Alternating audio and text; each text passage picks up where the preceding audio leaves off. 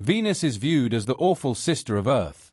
The environment of the planet is lethal for humans, and by all accounts, there is such high pressure that the lungs of a well-evolved creature would be squashed quickly. Even technical equipment can't endure these conditions for long. How could one study such a planet? And why should we? These are exciting questions that we'll explore in this video. Before we get into the trailblazers of Venus exploration and the incredible technical accomplishments of the Russian Venus missions, we'd like to invite you to subscribe to our feed so you never miss any of the latest space exploration videos again. Of course, we also appreciate a like if you enjoy the video. Now, we will move on to the best Venus missions ever, and they didn't come from NASA this time, but from Russian space specialists. The missions also didn't deliver the best pictures ever of Venus' surface, a week ago or last year, but more than 40 years ago. Whether NASA can top these brilliant Russian spaceflight victories with its upcoming missions, Veritas and Da Vinci plus Venus probes, is still to be determined. We will explore what the Russian probes and NASA have found on Venus so far, and what results these incredible finds will have for life on Earth. The Venera probes of the 1960s. The then Soviet Union was almost as active and successful in space as the US was with NASA. While NASA was working on overcoming the Moon, Soviet Voyagers were concocting a secret plan. Finally, the Soviet professionals announced something that nobody had imagined at the time. They wanted to be the first to visit the surface of Venus. This was considered impossible since the surface conditions and the composition of Venus' atmosphere became known for the first time in 1962. NASA's Mariner 2 probe first sent such clear measurement data of Venus that it became evident for the last time on Earth that our neighboring planet was not an exquisite water world, but a horribly hot and harmful spot. Venus air seethes with poisonous gases and dense fogs of sulfur dioxide and carbon monoxide. Visibility of the surface is exceedingly difficult from orbit due to the thick cloud cover, and no one knew for sure what to expect on the first Venus guests on the surface. The only thing that was clear was that the pressure on the surface of the neighboring planet is around 90 bar, which is as high as the water pressure on Earth at a depth of nearly 3,000 feet. With this data, it should be evident that the first Venus visitors were not humans, but space probes. However, it sounded simple enough to send technical devices to the surface of Venus.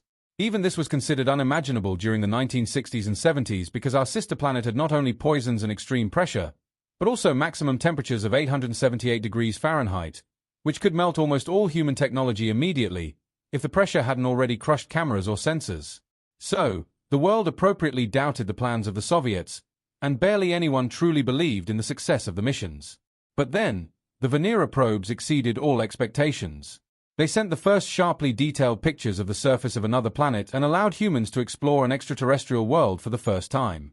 However, the Russians had to overcome some serious setbacks before they could get that far.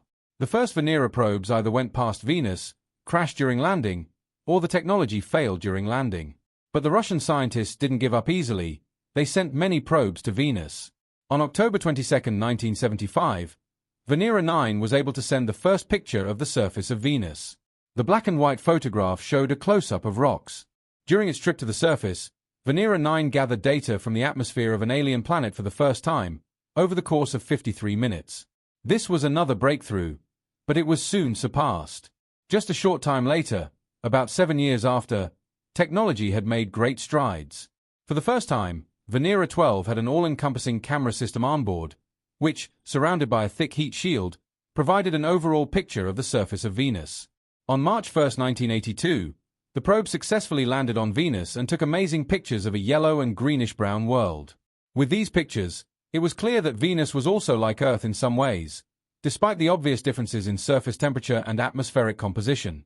Venus, in particular, has scenes consisting of mountains, volcanoes, and valleys.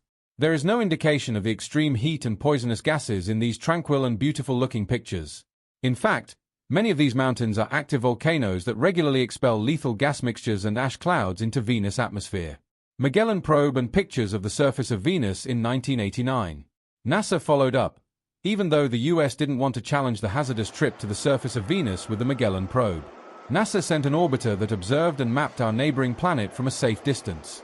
Over a period of years, since the thick clouds that surround Venus hardly allow for views of the surface, the probe had to use a few tricks. Using radar, Magellan mapped Venus' surface through the thick cloud cover, and researchers on Earth created these stunning reconstructions from the data.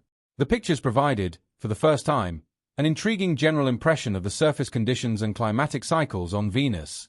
The Russian probes were able to capture real pictures as they flew through the atmosphere, like this one of Maxwell Mantes, the highest mountain on Venus at 11 kilometers high. Maxwell Mantes peaks several kilometers above Earth's highest mountain, Mount Everest, which stands at 8.8 kilometers. The dark areas on these pictures show the Cleopatra crater, which is part of the Maxwell Mantes mountain range. Scientists suspect that a comet hit here when Maxwell Mantes was still an active volcano. At that time, much magma likely escaped from the interior of the volcano through the crater, which is now over 60 miles wide and 1.5 miles deep. These pictures show formations that are unique in the entire inner solar system. The nearly round volcanoes, which are still active today, are called pancake domes. The pancake domes generally appear in clusters and have a diameter of 15 to 20 miles and a height of 2,300 to 3,300 feet. The unusual shape is likely caused by geological features in the deep stone layers of the planet. Of course, these pictures represent only a tiny portion of Venus' surface. At 7,520 miles in diameter, Venus is almost the same size as Earth. Mountains, volcanoes, valleys, and nearly endless fields paint an enchanting but also desolate landscape. So far, no signs of water have been found on Venus, and sadly, no evidence of ancient Venusian civilizations either. The world of science has, therefore, tended to turn to other exploration targets in space over the past 30 years. And Venus was almost forgotten until scientists made an announcement that no one had expected: traces of life in the atmosphere of Venus. In 2020, scientists claimed to have found traces of organic life in the atmosphere of the toxic and unbearably hot Venus. The discovery by the James Clerk Maxwell Telescope in Hawaii was celebrated for months in scientific circles as a complete sensation. Using radio frequency surveys, the telescope was able to detect signs of a substance called phosphine in Venus' atmosphere. Phosphine is also known scientifically as monophosphane, and is a gas produced from hydrogen and phosphorus. We humans can make phosphine artificially, but in nature, phosphine is produced solely by microorganisms, like bacteria. Phosphine, like any gas or element, has a typical color and frequency range. The scientists from Hawaii identified exactly this frequency pattern of phosphine in the atmosphere of Venus.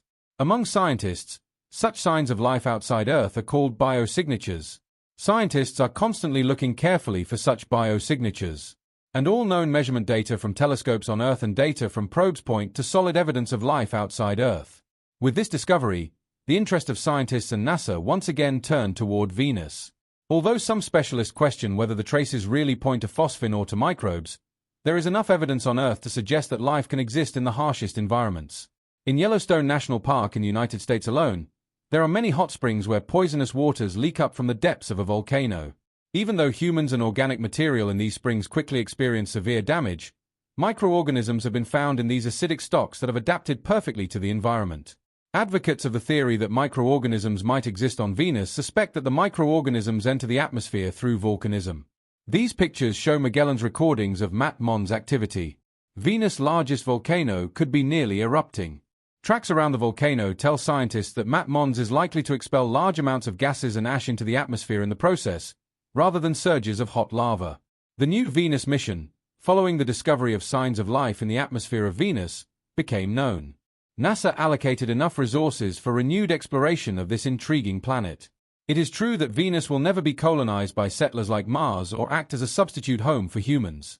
Nevertheless, the cycles on Venus and the development that the planet has gone through over the past years are of utmost importance to us humans on Earth.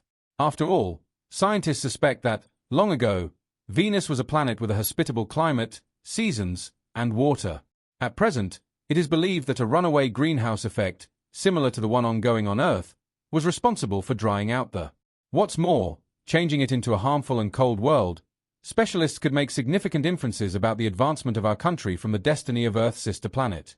In 2028 or 2030, NASA's Veritas and Da Vinci Plus tests will travel to Venus. While Veritas, as the follow-up mission to Magellan, will again complete radar planning from the orbit of Venus, this time at a much higher resolution, Da Vinci Plus will be NASA's first test to land on the surface of Venus. The professionals currently engaged in building the test flippantly allude to Da Vinci Plus as a flying scientific expert. During its trip through the climate of Venus, the lander will bring elaborate estimations and find the mystery of phosphine in the clouds of Venus. Russia has also kept a watch out toward Venus again in 2031. The Venera D mission will expand on the hair-raising triumphs of the 1970s and 80s. Venera D will consist of an orbiter and lander. The Russian Space Commission has already declared that the lander will endure the harsh conditions of the surface of Venus for an entire month. In a similar vein, the launch of the mission of the century, Mars tests, and rovers have been numerous throughout the entire history of planetary exploration to date. However, InSight was different. The surprising lander was designed and prepared like no test before it.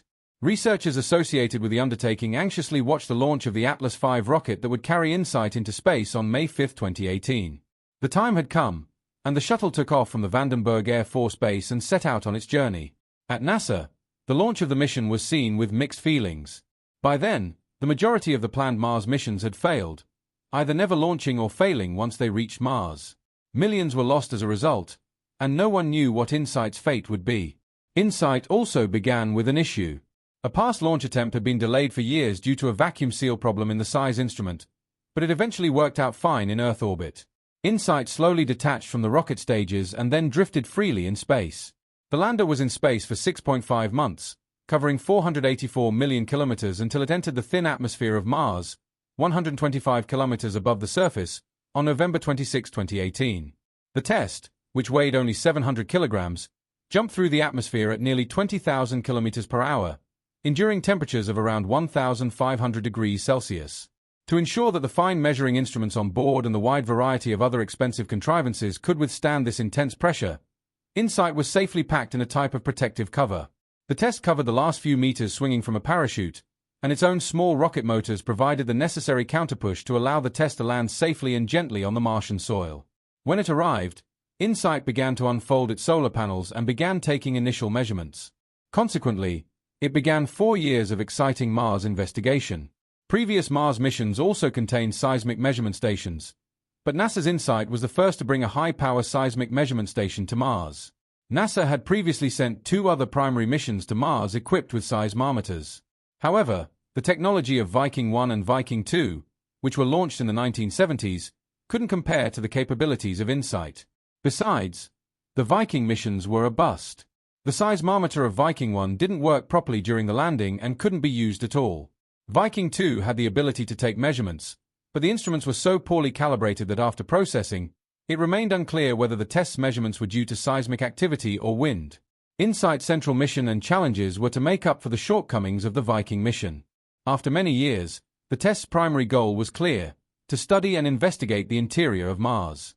For this reason, the lander, which was around 1 meter high and 6 meters long, was equipped with a seismometer, a windscreen, and a highly portable mechanical arm. The primary power was provided by the 2 solar panels that gave the test its distinctive appearance. In addition to the seismic instruments, InSight also had a complete little weather station on board and a mechanical arm called the mole, which the test would use to dig deep into the Martian soil to take temperature measurements in the upper layers of rock. Initial data intrigued everyone. During the landing approach and with the solar panels still folded, InSight began gathering data.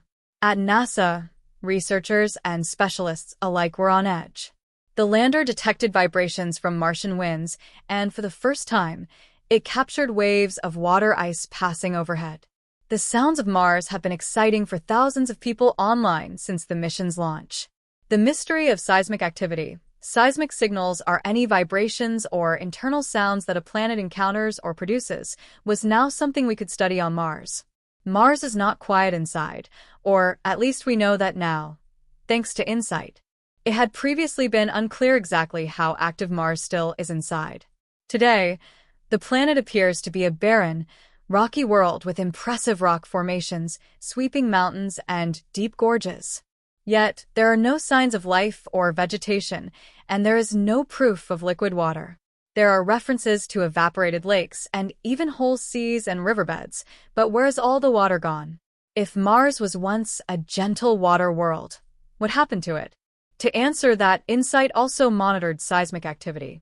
Mars quakes, called Marsquakes, are typically small but uniform. The strongest of them have magnitudes of 4.0 to 5.0, though most of them remain well below that.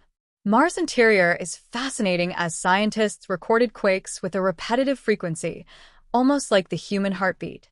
It almost seemed as though Mars was more alive inside than we had previously thought. Each of these quakes tells a unique story about Mars' geological activity and its ongoing evolution. As the fine waves travel through the Martian subsurface, they encounter various rock layers, cavities, and layers within. Each of these layers interacts with the seismic waves through its own vibrational patterns. Based on these changes in frequency as the waves pass through the planet, researchers can determine insights about Mars' interior structure and composition. A fortunate meteorite impact answered two long-standing questions.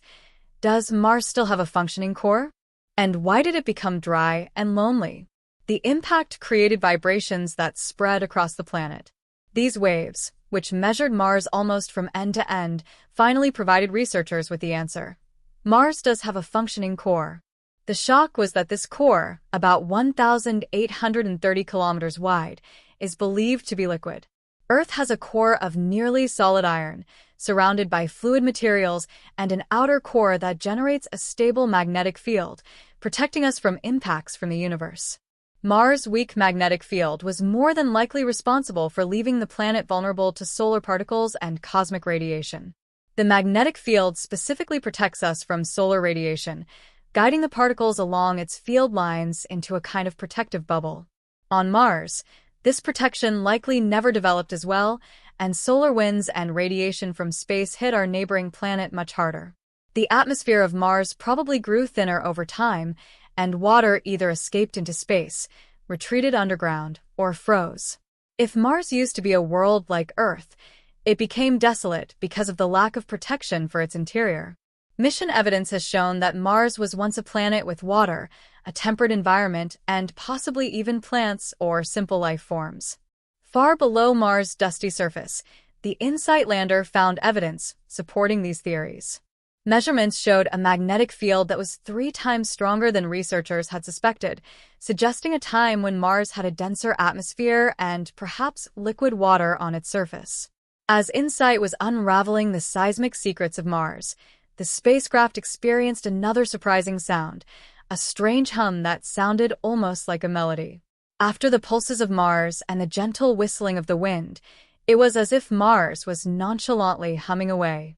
Astrophysicologists describe this hum as a song of Mars, ready to be recognized by us.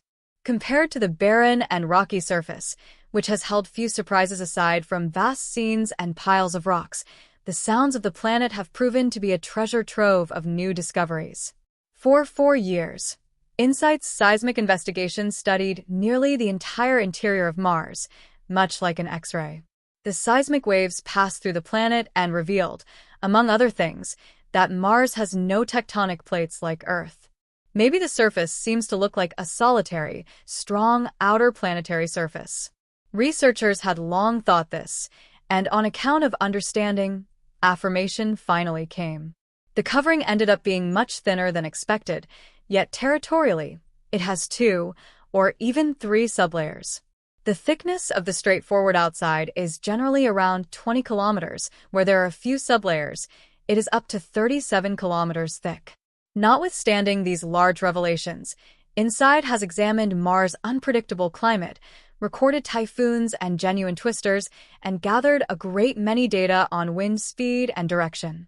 Thanks to this data, researchers now have a thorough image of the climate and environment on Mars. This information will obviously be of fundamental importance in preparing manned missions to Mars, as residences for people who will one day study Mars on the ground must be ideally adjusted to the atmospheric conditions.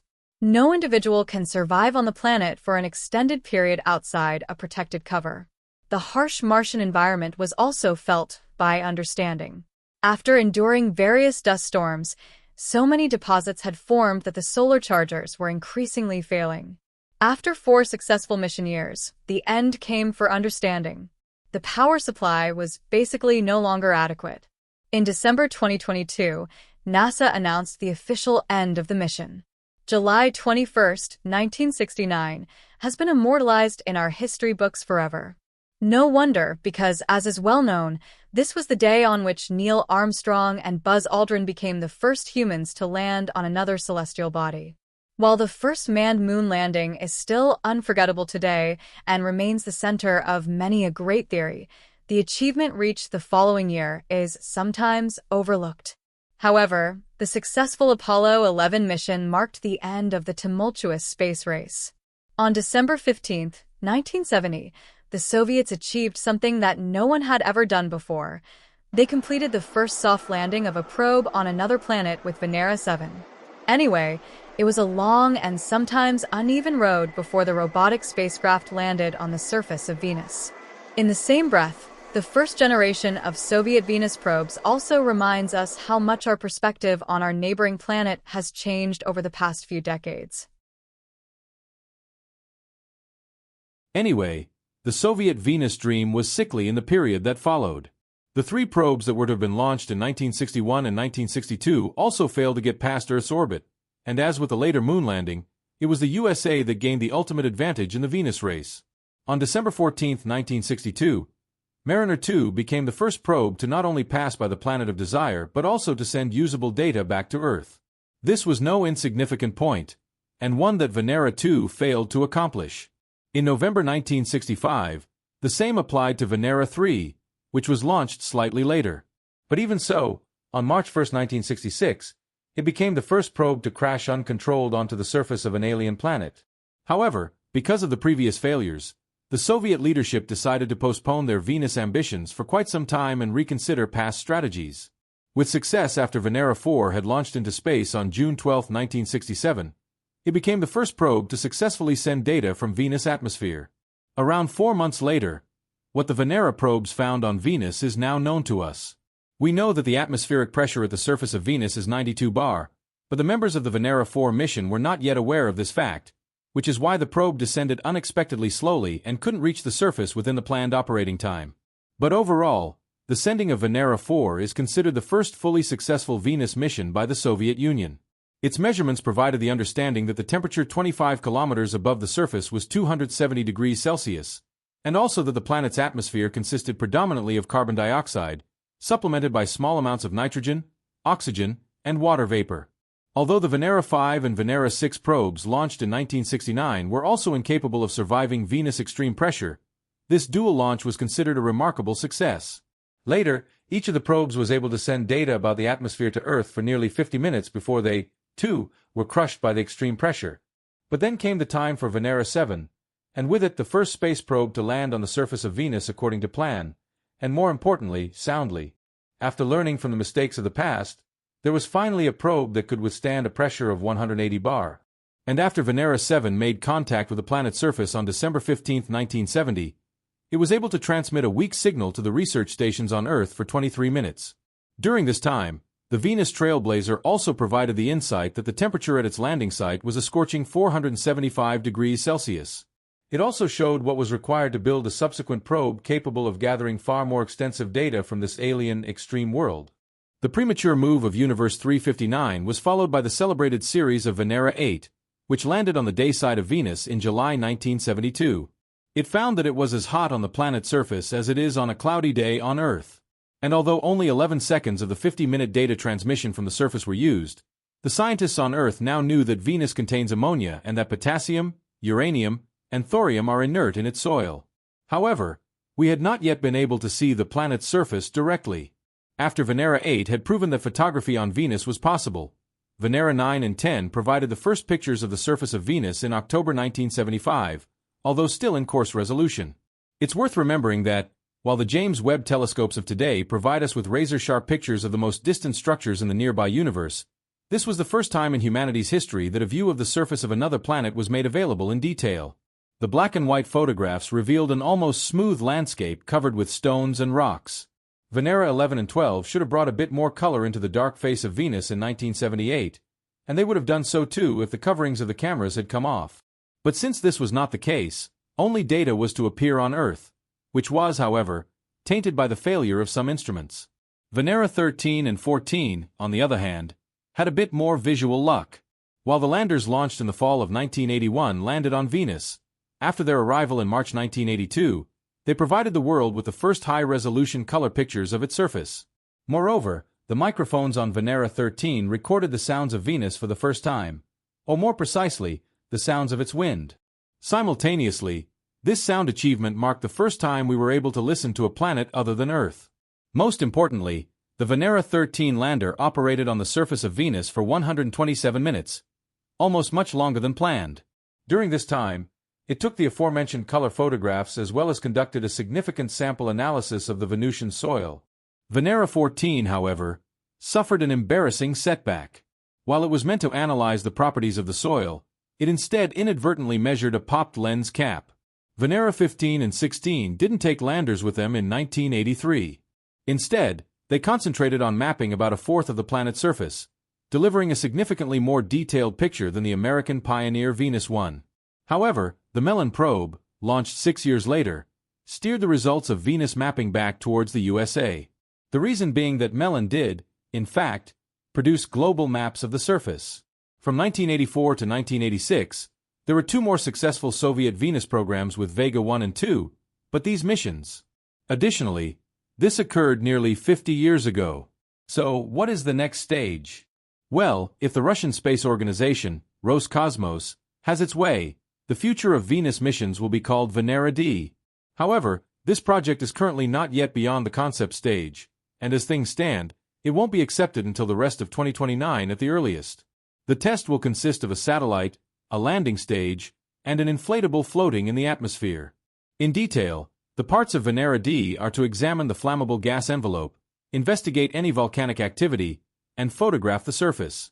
Oh yes, and maybe provide evidence that Venus, regardless of its acidic mists and scorching temperatures, is home to extraterrestrial life. Is there life on Venus? Well, that is precisely the question. And without a doubt, the tests from the Venera and Pioneer programs have already uncovered some surprising conditions in this regard. As a matter of fact, they had already identified small amounts of carbon monoxide, despite the fact that it could actually be produced in large amounts from carbon dioxide through solar radiation and lightning activity. Moreover, hydrogen sulfide and sulfur dioxide could also be identified, and these 2 gases react with one another and shouldn't normally be found together. On the other hand, there should be a cycle on Venus, potentially organic, that maintains a balance between these gases.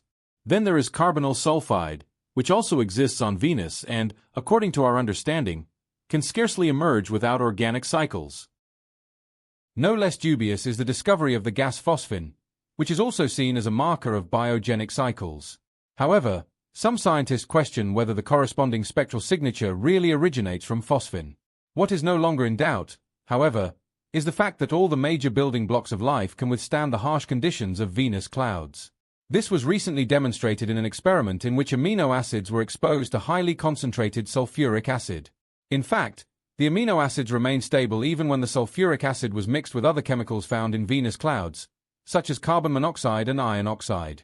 In principle, life in the thick cloud envelope of our neighboring planet is, therefore, quite possible. However, practically speaking, only the next Venus missions will show what our speculative microneighbors are really like. Luckily, Venera D isn't the only project that has Venus as its objective. Shockingly, Venera 7 successfully landed on Venus. It must have been an intense time when tests were launched from the Baikonur Cosmodrome, sometimes each month. Of course, the Soviets kept their failed missions top secret at the time. This sensitive information only became public after the fall of the Soviet Union. You can imagine that back then, the Soviet Union only released strictly controlled data. Moreover, they wanted to showcase their best and brightest achievements. The country sought to display its power and superiority, and admitting that Venera 2 and Venera 4 had merely flown by or disappeared would have been equivalent to defeat.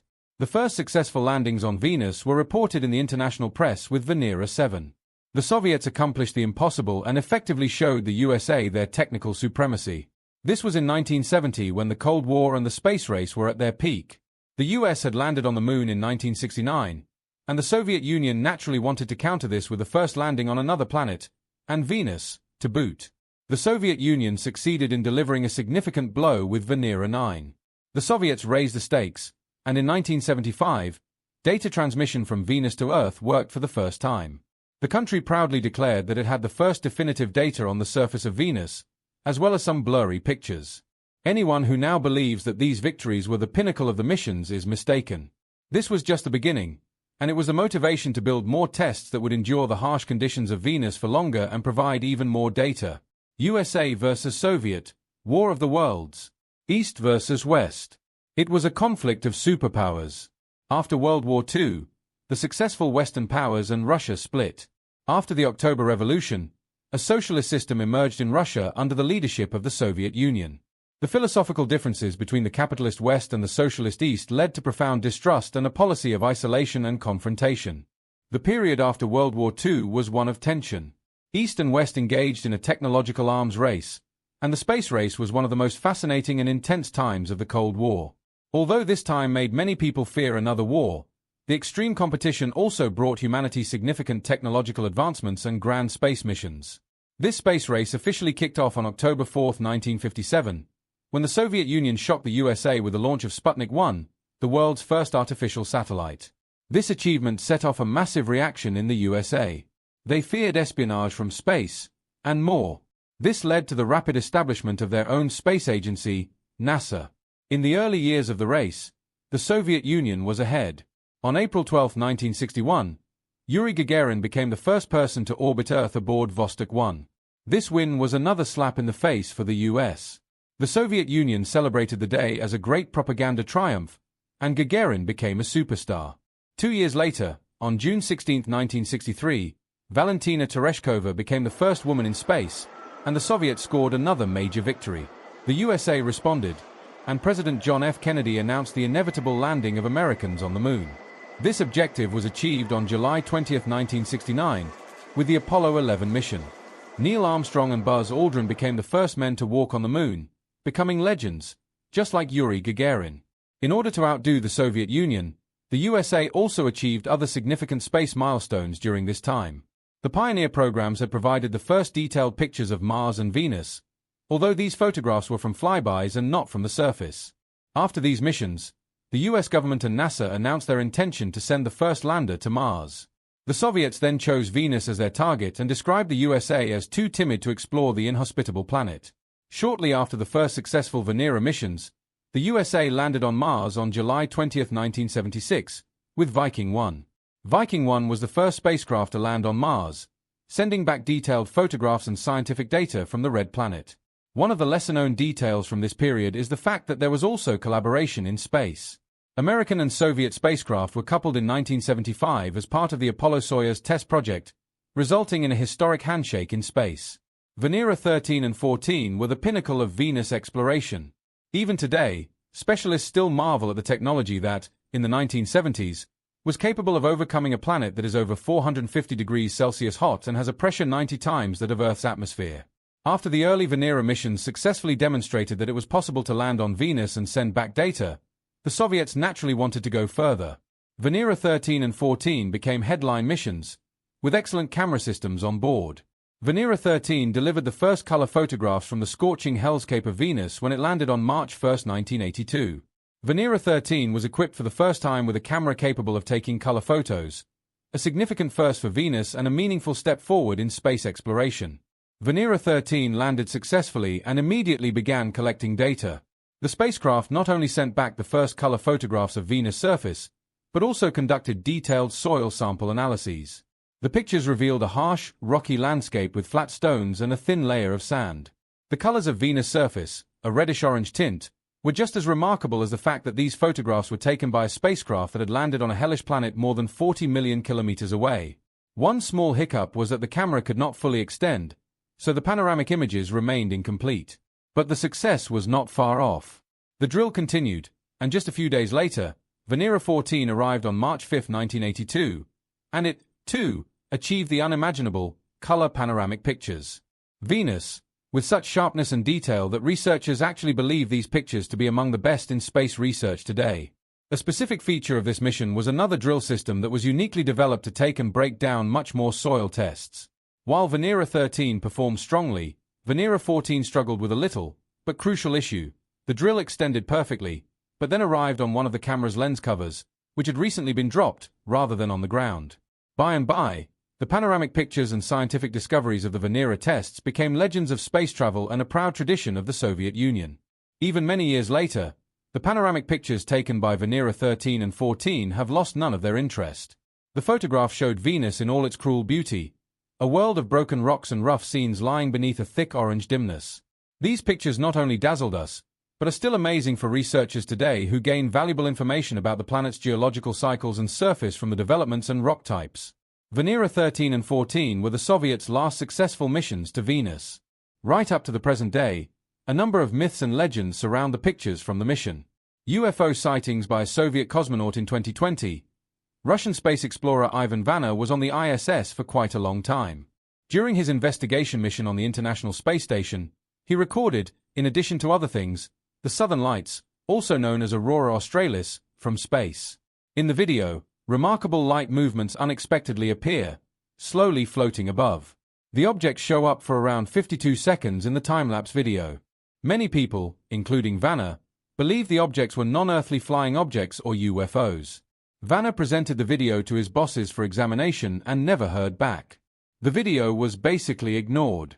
The space traveler put the film on his online social media accounts and expressed how incomprehensible the lack of engagement from his former bosses, ISS authorities, or NASA was. Venera 13 and its revelations. The Venera missions were, as we demonstrated toward the beginning, a brilliant idea of Soviet spaceflight. Eagerly, the Soviets launched tests at our neighboring planet from the late 1960s into the mid-1980s. Despite a large number of failures, the missions got better and better until almost perfect pictures and estimations of the most poisonous, ungracious, and hottest planet in the solar system were available. The feature was Venera 13, which came to Venus in March 1982 and shot panoramic pictures that have never been outperformed to this day. Venera 13 was the first of the Soviet tests to send clear and bright pictures of Venus' surface back to Earth. These pictures showed a rough and bone-dry scene with a yellowish-orange sky.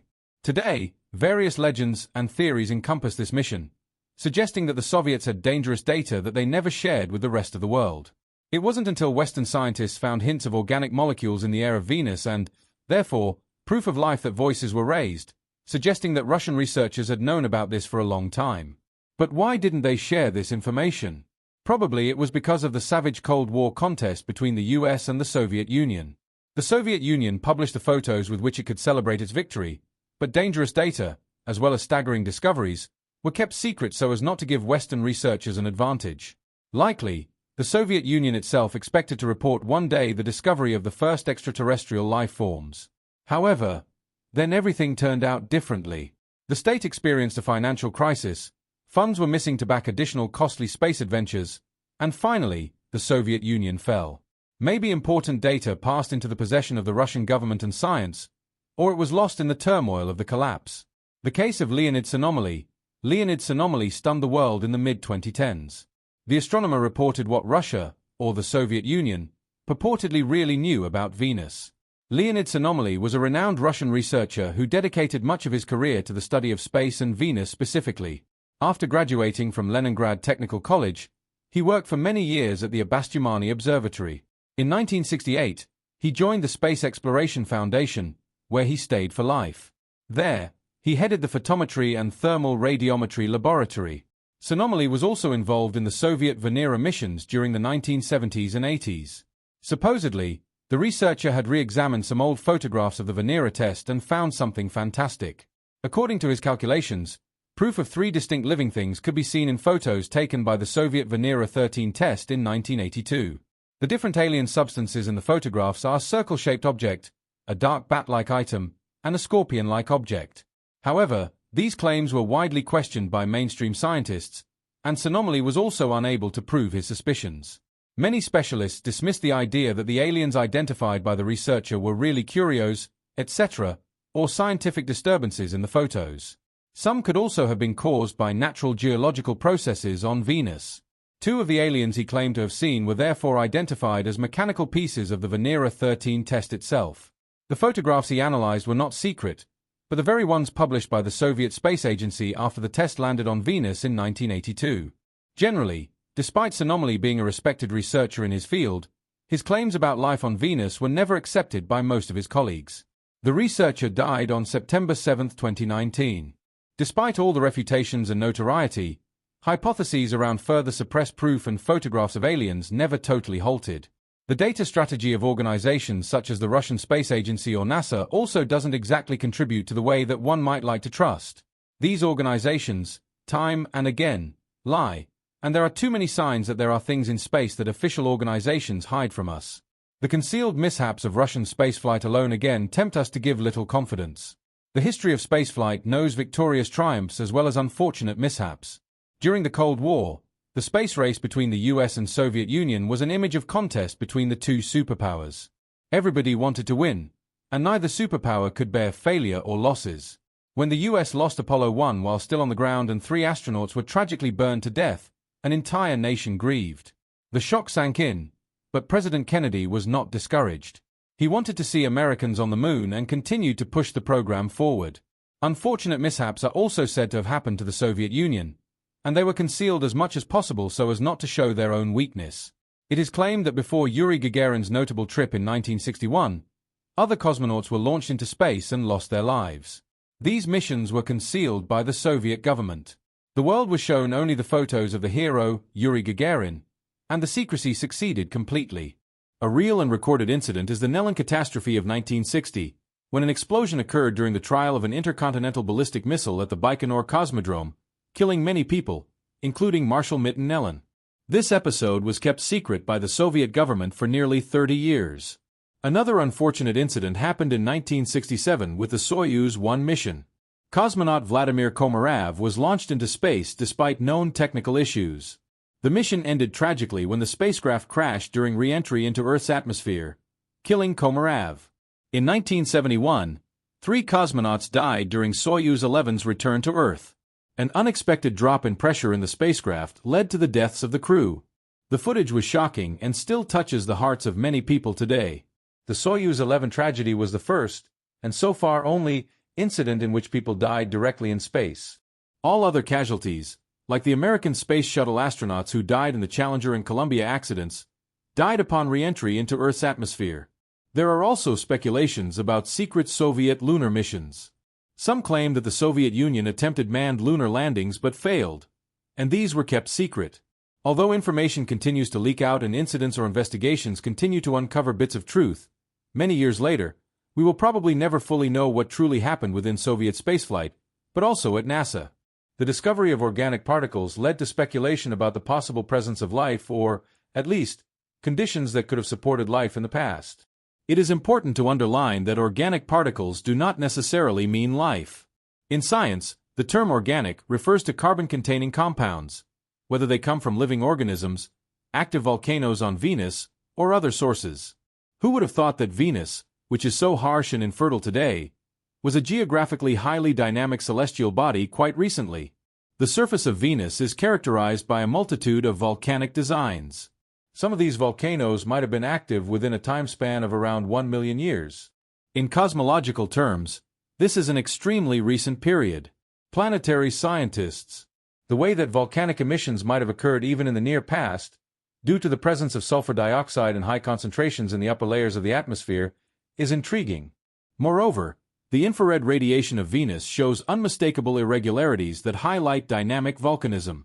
No other rocky planet in the nearby planetary group has such a thick atmosphere as Venus.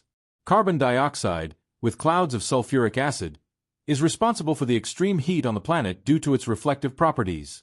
This thick atmosphere creates such a strong greenhouse effect that surface temperatures have increased to an average of 465 degrees Celsius. This makes Venus hotter than Mercury, which is much closer to the Sun. Akatsuki has also uncovered hints of nitrogen and modest quantities of other gases like water vapor and argon in the atmosphere. The chemical composition and dynamic cycles in Venus' atmosphere are probably also involved in the very fast rotation of the cloud layer. The cloud layer moves across the planet much faster than the planet itself rotates. This superrotating environment completes a full revolution in about 4 Earth days, while the planetary rotation requires 243 Earth days for a full revolution. The phenomenon of superrotation is still a mystery, and the exact atmospheric dynamics of Venus are far from fully understood. The fact that the atmosphere rotates multiple times faster than the planet should be connected to the exchange of energy and the retention of energy between the atmosphere and the planetary surface. Scientists suspect that thermal and dynamic cycles in the atmosphere, potentially related to solar radiation and chemical reactions in the clouds, are further driving the strange phenomenon. Despite the extreme conditions, temperature distribution on Venus is surprisingly uniform. There are no significant variations, either topographically or seasonally. The thick atmosphere and the rapid movement of the cloud layer likely distribute the heat evenly across the planet at all times. This even distribution of temperatures is exceptional in the nearby planetary group and is likely a secondary effect of the thick atmosphere. Is the Earth in danger of the same greenhouse effect? It's a surprise that some researchers think Venus is the Earth of the future. Can you imagine our blue-green planet resembling this one day? Some climate experts paint just such an image, but there are also other opinions that assert the conditions on Venus were not the same as those on our home planet in the first place. However, Venus, with its thick carbon dioxide atmosphere and incredibly high surface temperatures, serves as a dramatic warning and an important object of study for the general understanding of the greenhouse effect. Researchers speculate that Venus may have once been like Earth, possibly with moderate temperatures and liquid water on its surface. The transition of Venus from a potentially habitable to a very inhospitable planet is a clear indication of the fragile balance that governs a planet's atmosphere. Researchers speculate that an out-of-control greenhouse effect, in which heat was trapped by the thick atmosphere and temperatures were driven up, led to the loss of the planet's original water resources. Life on Venus? Impossible. You might feel that this planet truly is too hostile to harbor life. So it was all the more a shock when researchers found hints of organic compounds here, out of every other place on Earth. In this hostile environment, the quest for life and livable conditions on a planet whose surface is dominated by extreme temperatures and a thick toxic atmosphere might seem perplexing at first. However, the discovery of phosphine, a gas that is primarily produced by biological processes on Earth, speaks a different language. The discovery in the clouds of Venus has led to speculation about microbial life forms in the planet's atmosphere, and NASA tests are soon to determine whether there is any truth to these signs.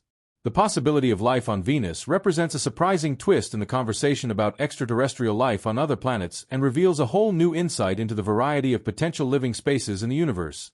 Venus could have conditions in its upper atmospheric layers that support microbial life. The atmosphere provides a protective layer from the intense solar radiation, and the temperatures and pressures there are relatively moderate. The technological challenges we must now overcome to resolve this are significant. Our sister planet not only has extreme heat and toxic gases, but the pressure inside the atmosphere is also extensive. Specialized measuring instruments on the ground are destroyed in less than an hour.